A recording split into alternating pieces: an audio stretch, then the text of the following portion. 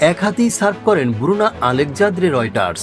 অন্য সব table tennis খেলোয়াড়ের মতোই সব করেন ব্রুনা আলেকজান্দ্রে, তবে তার সার্ভ করার ধরনটা আলাদা। বাঁ হাতে র্যাকেটটার সঙ্গে বলটা ধরে উপরে তোলেন, বাঁ হাতেই এরপর করেন সার্ভ। অবশ্য সেটি ছাড়া উপায়ও নেই, তার যে ডান হাতটি নেই। এখন সার্ভটা করতে পারেন অনায়াসেই। শুধু তাই নয়, এখন সার্ভই তার খেলার অন্যতম শক্তির জায়গা। কিন্তু 22 বছর আগে যখন প্রথম ব্যাট হাতে তুলে নিয়েছিলেন, 7 বছরের ব্রুনার জন্য এক হাতে এমন কিছু করা ছিল অনুমিতভাবেই বেশ কঠিন। সেই ব্রুনা এখন ইতিহাস করেছেন। প্রথম ব্রাজিলিয়ান হিসেবে অংশ নিয়েছেন অলিম্পিক ও প্যারা অলিম্পিকে। 3 মাস আগেই থ্রোম্বোসিসের কারণে ডান হাতটা কেটে ফেলতে হয় ব্রুনার। 29 বছর বয়সী টেবিল টেনিস খেলোয়াড় তাতে দমে যায়নি মোটেও। এএফপিকে তিনি বলেছেন, অলিম্পিকে খেলতে অনেক বছর ধরে চেষ্টা করছি। আমি জানতাম কাজটি কঠিন, কারণ ব্রাজিলে প্রতিদ্বন্দ্বিতা বেশ কঠিন। সেই কঠিন পথ পাড়ি দিয়ে আসার পর ব্রুনো বলেছেন, তবে আমি সফল হয়েছি। এখানে আসি, আজ আমার বড় একটা স্বপ্ন পূর্ণ হলো। যদিও অলিম্পিক অভিষেকটা শুরুতেই শেষ হয়ে গেছে তার। বিশ্বের শীর্ষ খেলোয়াড়ের সঙ্গে খেলা পড়েছিল, তাতে হেরে গেছেন, কিন্তু মনোবল হারাচ্ছেন না মোটেও। যে কোনো কিছু সম্ভব।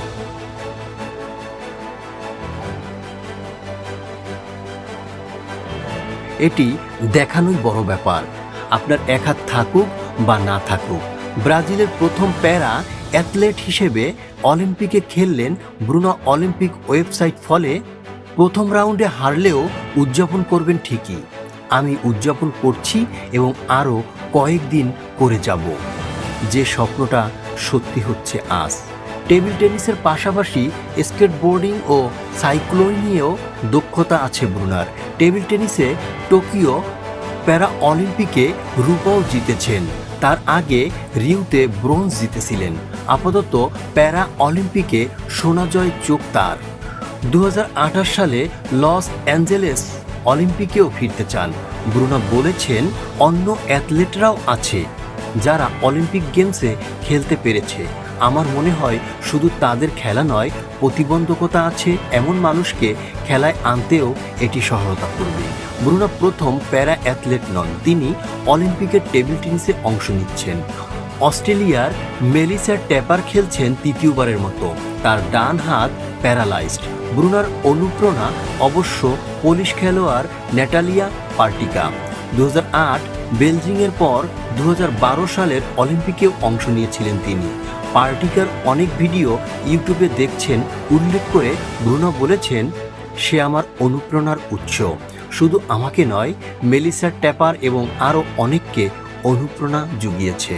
তবে তিনি নিজেও যে অন্যদের অনুপ্রেরণা যোগাতে পারেন, ব্রুনো জানেন সেটি। আমার মনে হয় এটি অনেক দরজা খুলে দিতে পারে। আমাদের দেশে সবার অংশগ্রহণের ব্যাপারটি উন্নত হতে পারে, সেখানে খেলা বড় একটা ভূমিকা রাখতে পারে। অবশ্য কখনোই রাস্তায়, স্কুলে কোথাও দেখিনি। এটি আমাকে অনেক সহায়তা করেছে। আপাতত অলিম্পিক যাত্রা শেষ এখানেই। এবার তার মনোযোগ প্যারা অলিম্পিকের দিকে, যেটি শুরু হবে 28 আগস্ট। ব্রুনো বুঝেছেন, প্যারা অলিম্পিকের সঙ্গে অলিম্পিকের পার্থক্য অনেক, তবে তার মূল মন্ত্র স্বপ্ন দেখা ছিল না।